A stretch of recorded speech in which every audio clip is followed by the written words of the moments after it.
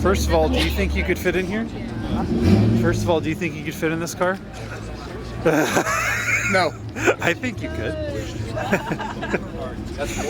Jesus.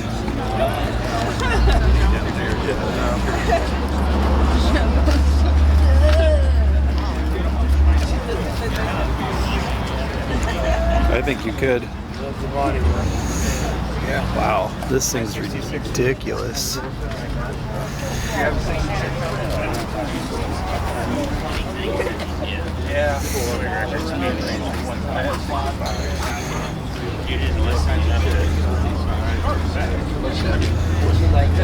So I almost walked right by, or Sean and I almost kind of walked right by this and just thought, oh, this is just a split, not just, but a split window, not realizing this is just a complete Roadster shop built car. Is this a car that you had sent to Roadster shop to be completely built, or was this a car that was just a not just, but a chassis, Roadster shop chassis? No, I had bought the car, which was a daily driver up in San Francisco, totally trashed. And then that's what we started with. And then I shipped it to Roadster shop, and they did the entire build. Wow.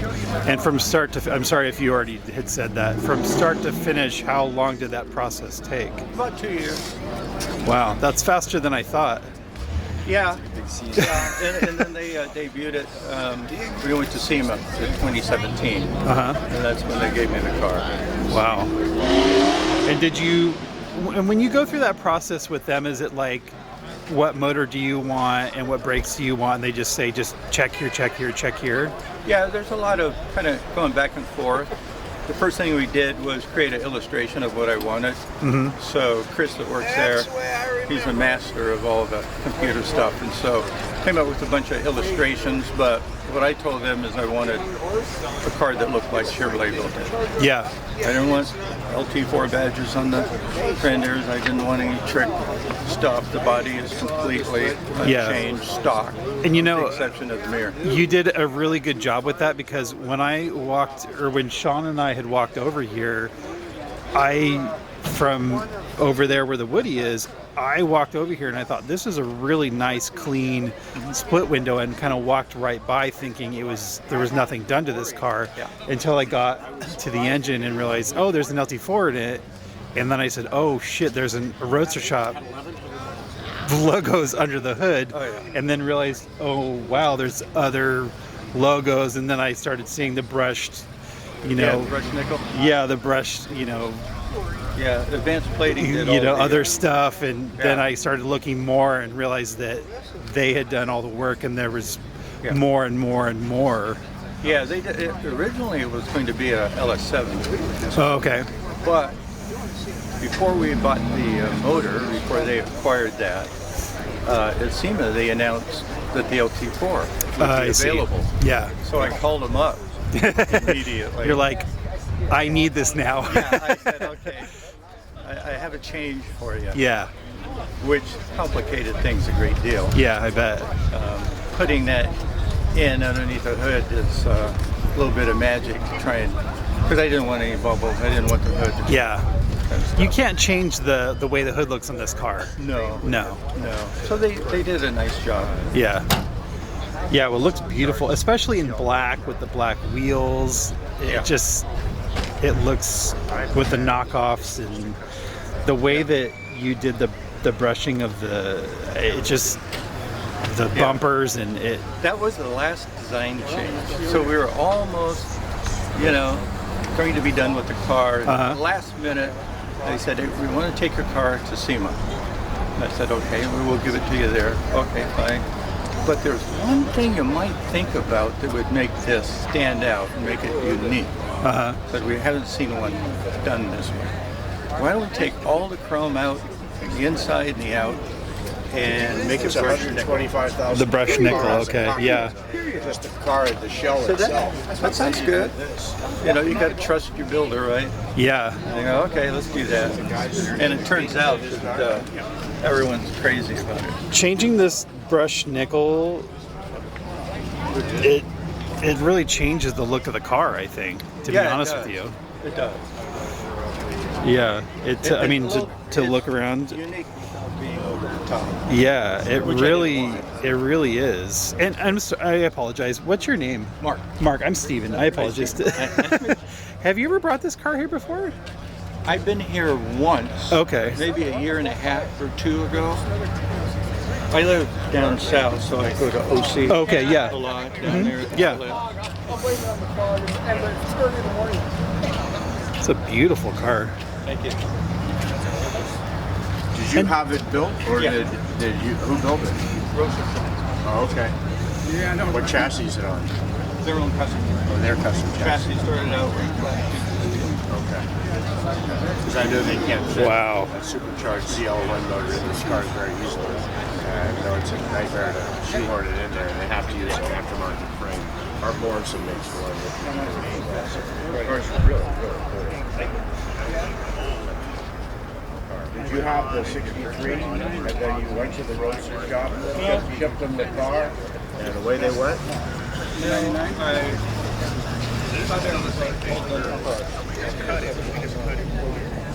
What a beautiful job on the switches and stuff on the inside too.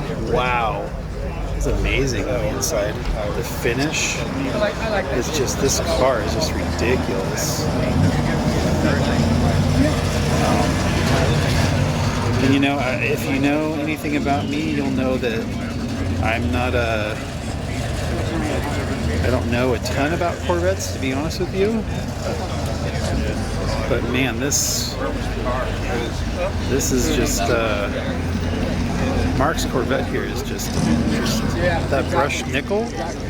Changing that brushed nickel. Wow. Holy mackerel. This thing's just crazy. What do you think, Sean? It's a beauty, man. Yeah. It's a sleeper.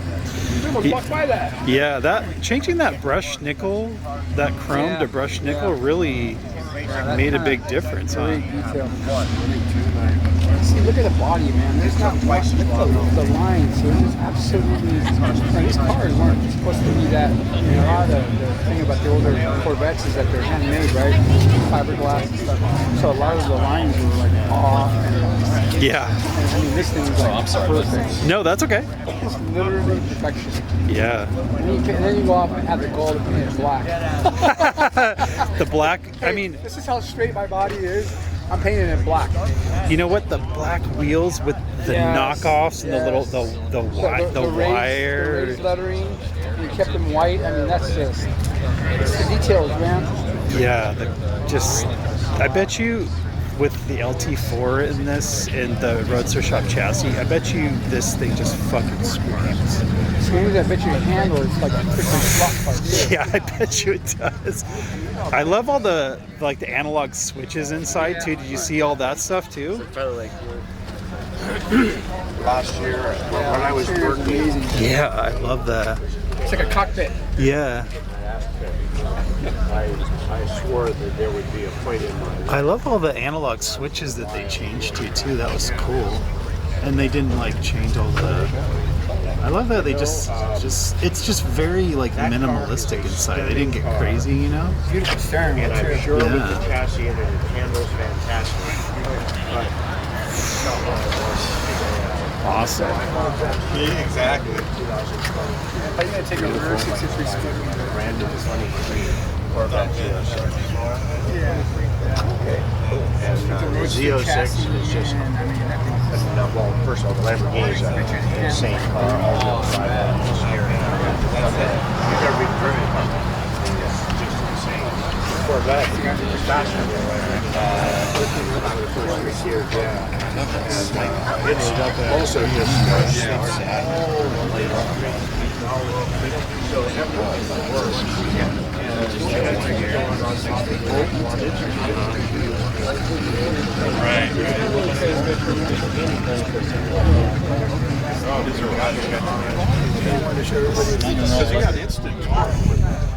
Beautiful car.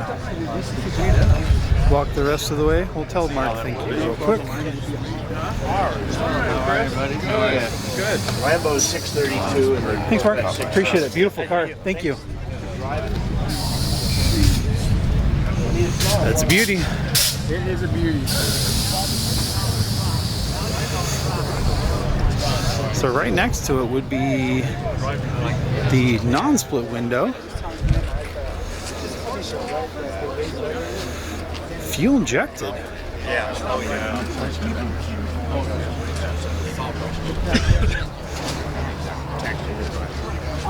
Samurai died on it. Well, then it started up again. It does that. It did it before. It was a carburetor. Yeah, Roadster shop. I mean, I'm not going to ask Mark because that would be rude. But I mean, if I was a guessing man, and listen, don't listen to me because I don't know shit. But LT4, Roadster shop chassis. Labor for a split window Corvette. I'm gonna say that car probably is somewhere in the neighborhood. What's up, Steve Reno? What's up? What's up? What's up? Nice to see your beautiful face. Nice to see you. Yeah, you do. I would say that car probably. If I'm guessing, probably costs somewhere in the neighborhood of, I don't know, $200,000 probably to get built. Easy all day long, $250 to just to get done. That's without the car, which is another probably $100,000. So I don't know. Beautiful, worth every penny.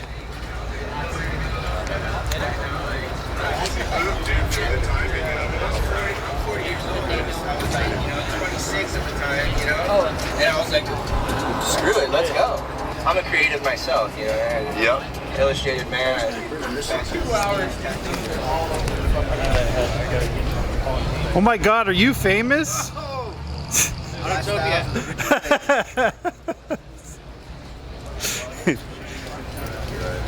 Nice truck. Pretty darn nice. I like it. I like it. I worked at a body shop when that went through like that. Like overnight, you had to buy a new library of paints. What's up, man?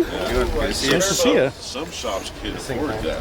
A lot of shops Ooh, can't. turbos. Got a party with So them. This is got a party whistle. no.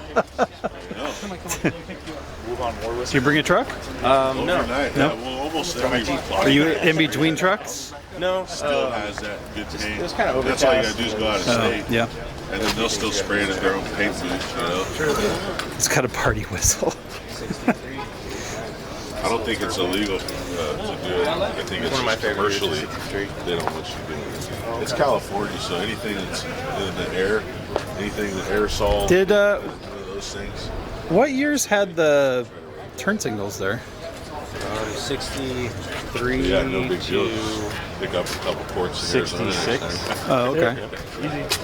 That means I gotta pick the color, and that's the hard part. Yeah. I wish I could draw, so I wanted to get red. That one that you have now looks pretty darn nice. Huh? That one you have now looks pretty darn nice. Yep. It's kind of a 10-footer. Yeah. No, it's good. Yeah. Yeah. Morning from the UK. A Jeep Scrambler. Wow. That thing's pretty sick. Huh. I think he lives in the harbor. That thing's pretty sick. No, that other truck. I don't see too many of those. This thing's pretty nice too. Nice fastback.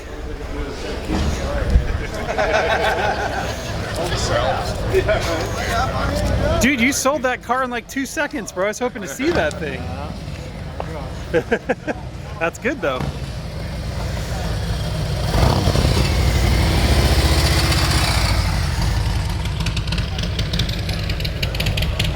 this beast right here.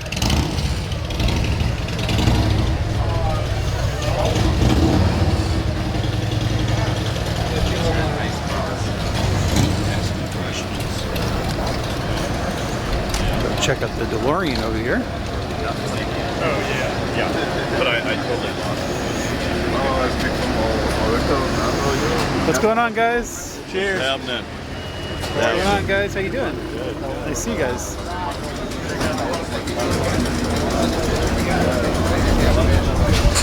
Got the DeLorean over here.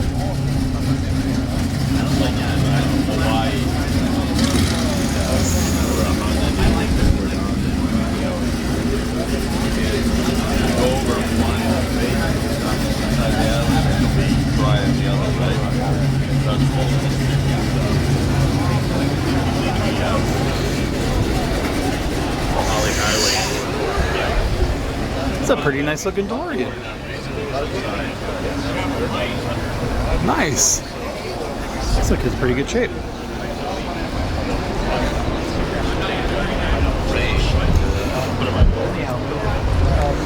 We were drift fishing. Festus Mode David, what's going on, David? Look at that ending.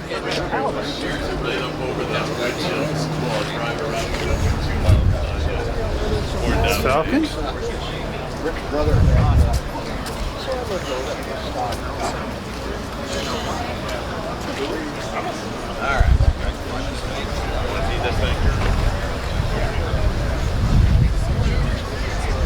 All right.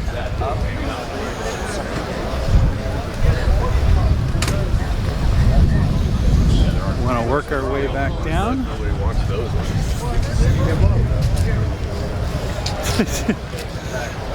We're going to steal a donut from Steve Reno. Oh, what do we got? All right, we're stealing a donut from Steve. That's the one I would have taken. That's a good one. Yeah, that's a good one. All right. We're stealing a donut from Steve. What's up, man?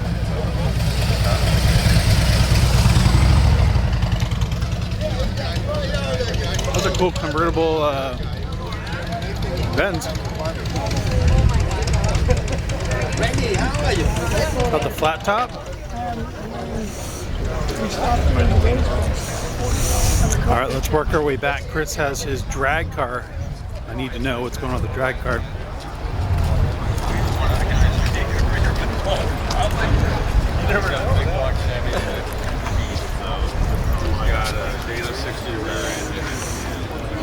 Looking Falcon.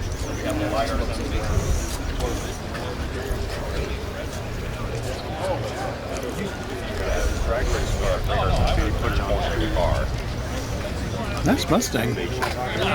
Norway tour. And what you can tell a mile away.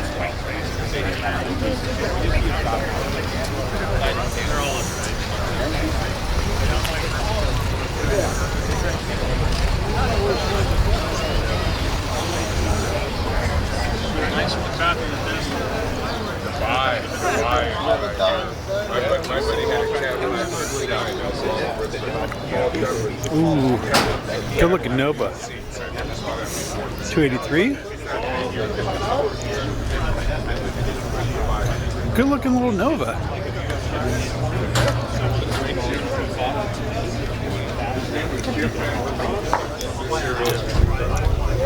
Convertible Challenger.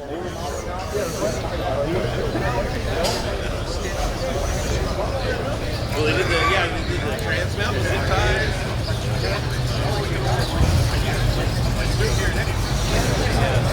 They're pretty.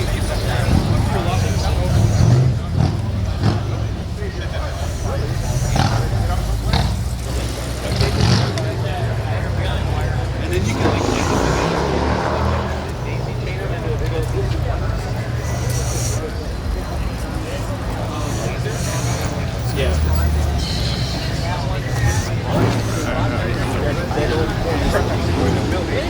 yeah, well, there's a Wow. Pistol grip, convertible. Wow. 440 Challenger.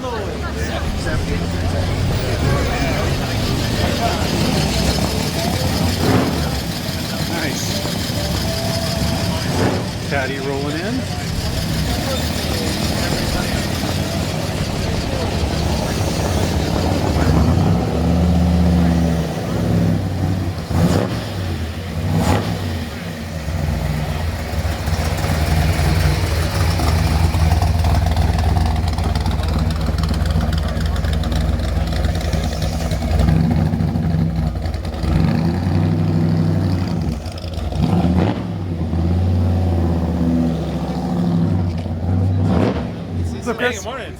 Hey, somebody had asked me. Yes. Let's see it. Somebody had asked me what your car runs when you do drag week. It runs low 8s on a well, yeah, it runs low 8s. It should run in the 7s, but just the struggles of drag week. Yeah. They just every day is a fight. Every day is a fight, and so why? When you're done with it and you have a clear head and you start thinking about some of the things that you've done and some of the things you should have done, you kick yourself. This year, one vacuum line was unplugged, and it caused me to have low boost all week. And it wasn't until the final day that we figured it out. Which is just because you're messing with something every day, right? Yeah. So you end up with. And I'm pretty bad about testing beforehand, but this year I thought I was fairly prepared. But you start running into like little problems over and over, one after the other. Yeah. And you like simple things like I didn't have enough crankcase breather, and so the crankcase pressure built up on the drive, and it started just spewing oil, and so I dealt with that for 3 days. And that was so distracting. We were replacing gaskets, we were doing all these things to try and get that fixed that it kept me from doing other things. And how do you know to bring like enough like replacement parts and stuff for shit? Well, so fuel pumps and rocker arms are the things that everybody brings. Yeah. So I bring rocker arms, valve springs, retainers, locks. I bring push rods. I bring extra rockers. I think I already said that. And then for fuel pumps, the way I deal with it is I have a big fuel pump for the race and its own tank. And then when I switch over to street, I use a bigger tank with an in-tank pump. Oh, okay. A tiny little guy. So you got to be careful to keep it out of boost. But I run a little tiny guy. That way you can just drive it. It's like a stock pump for like one of those 0 or 1 Corvettes, right? And so that allows me to drive without overheating the pump, without overheating the fuel. So it's like really nice on the street. It drives really killer. I have a turbo car is really nice because in the fuel map you have boost and you have no boost areas, and so in the no boost areas you can get in there while you're driving and tune it to be extra timing so it runs cool, lean it out so it gets good mileage, those kinds of things. And then but you don't have to so I don't have to load a whole different map in there. It just does it automatically because you stay out of boost. And so like on the street, the thing's really nice, but this year ran into a ton of trouble, and I broke the ECU on day 2, and that was like the stupidest thing. I went to plug in the laptop, and then the ECU cord was kind of cockeyed, and it was having trouble communicating. And so I go, sometimes it would, sometimes it wouldn't. I go, man, let me just check this. Oh. And the connector inside the ECU broke off, and so. Yeah, and then I had to tear the rear end apart on day 2 and fix.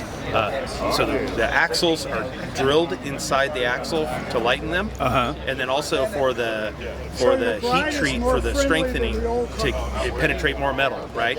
Well, they put a plastic plug in the end so it doesn't leak oil out onto your wheel. Well, those started leaking, so I had to tear the rear end apart and silicone the cap in. So that one of the caps fell out, and so I had to silicone the cap in and put it all back together. I mean, day 2 was the longest drive at like 300 miles.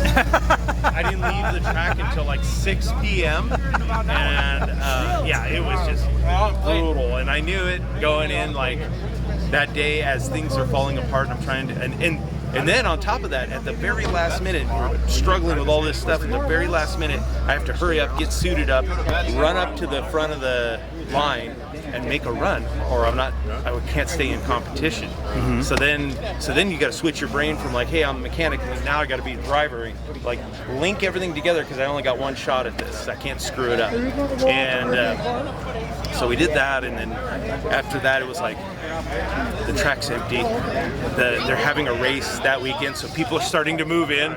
And I told I had my 12-year-old son with me. I told him, I said, we are in trouble because we're going to be up all night because we're going to end up leaving here late, and that drive's going to take like 12 hours.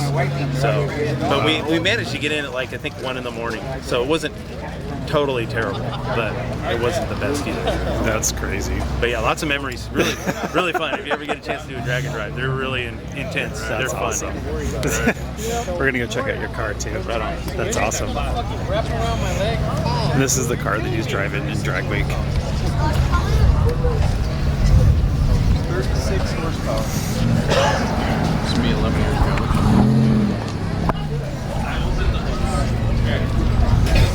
So it's a twin turbo Dart.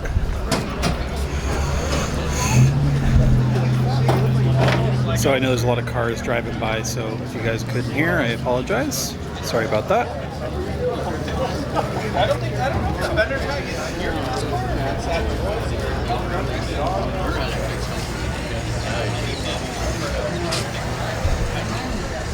How you doing? I was showing these guys your video.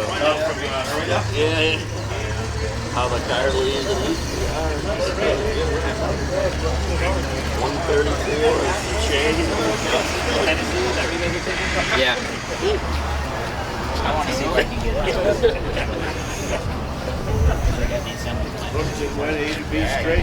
Yeah. And then so the intake goes into the firewall in here, is that right? So there's an intercooler. Pardon the mess.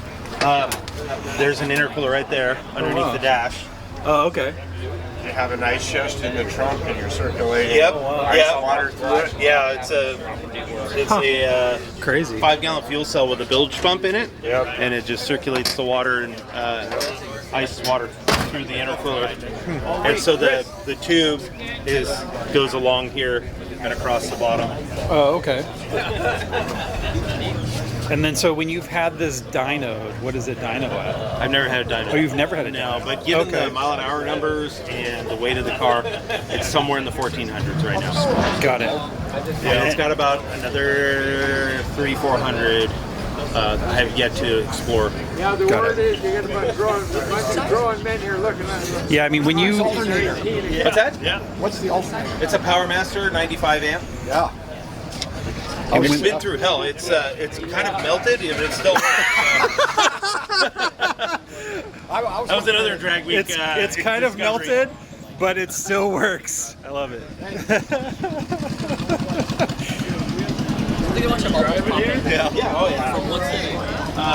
Orange Hills. Where? Orange Hills. Yeah, like Anaheim Hills there. Oh, really? Well, the trailer broke on the way home in Barstow. I stopped in Barstow, got fuel, got on the freeway, smoke everywhere. Pull over, get out, and realize. He ran 8.5. He runs 8.5s in it consistently. Fire off, wrapped it up, still dragging in the ground. 8.4, 8.5 is what he runs in it. He does drag week in it, so On slick. And the trailer had gone 4,800 miles. 1,400, 1,500 horsepower is what it has.